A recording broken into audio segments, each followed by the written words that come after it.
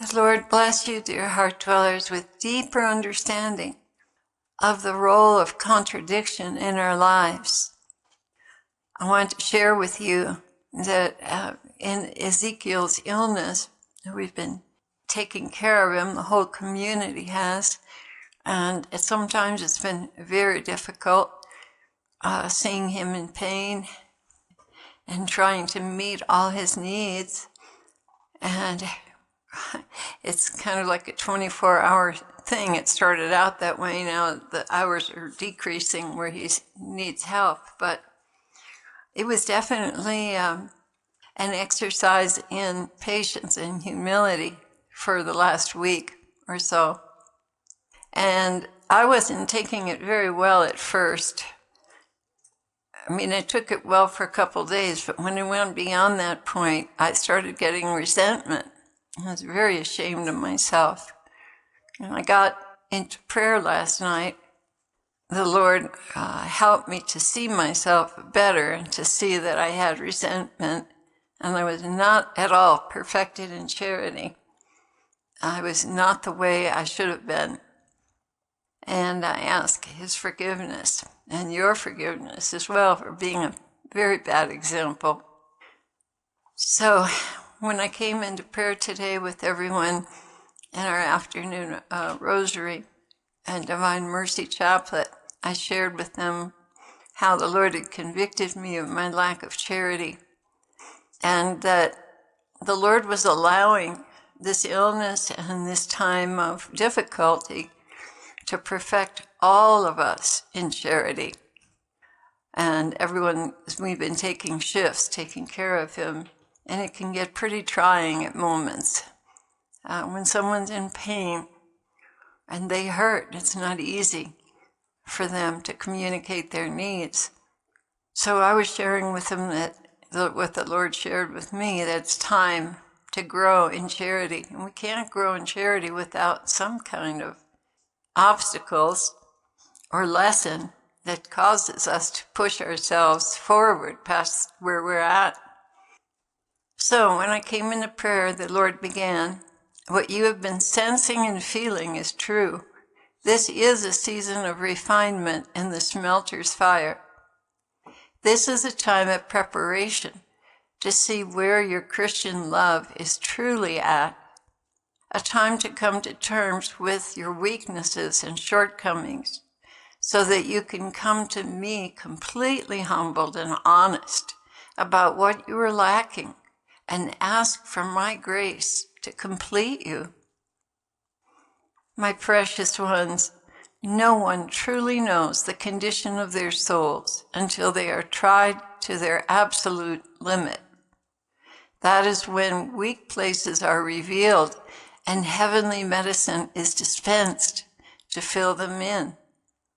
So here we are with a great challenge and dilemma, which I have arranged for you to grow in depth and breadth of love.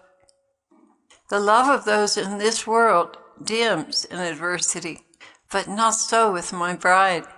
In adversity, she shines and draws to herself the graces needed by her genuine humility as she reaches the boundaries of her charity and selfless caring. Adversity is good for her and builds her up into my image and stature.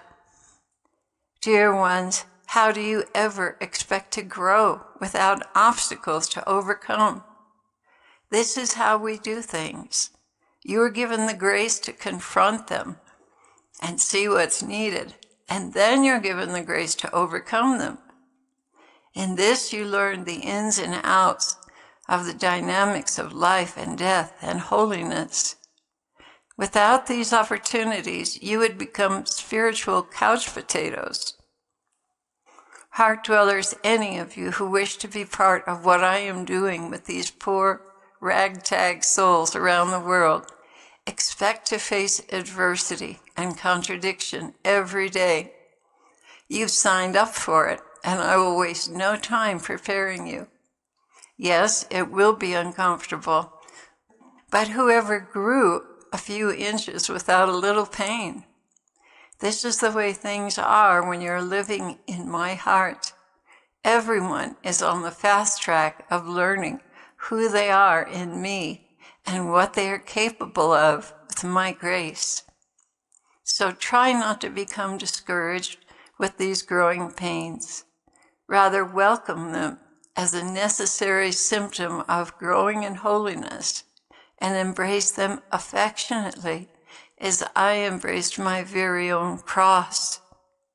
There are many things to learn, and you are in an accelerated class because the times are accelerated in evil as the end of the world as we know it draws near. So understand that these adversities are not a sign of you being outside of my will. Rather, they are a sign of my favor as I draw upon your many gifts to bring them to perfection.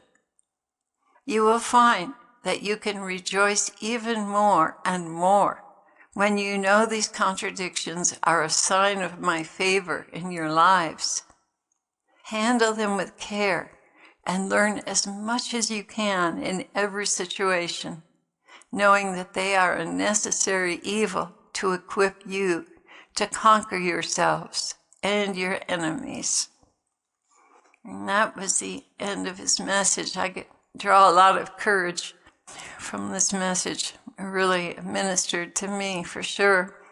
I want to thank you all, Heart Dwellers, for supporting the mission. We have many outreaches now in different places in the world and in our own area where people are shockingly poor, living in buses and cars and burning sagebrush for heat.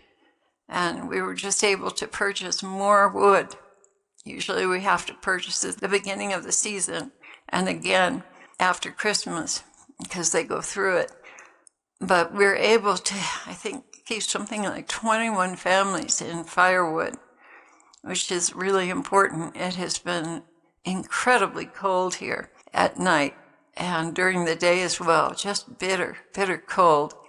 So I thank you for taking care of us and allowing us to have what we need to take care of others. You have been so good to us.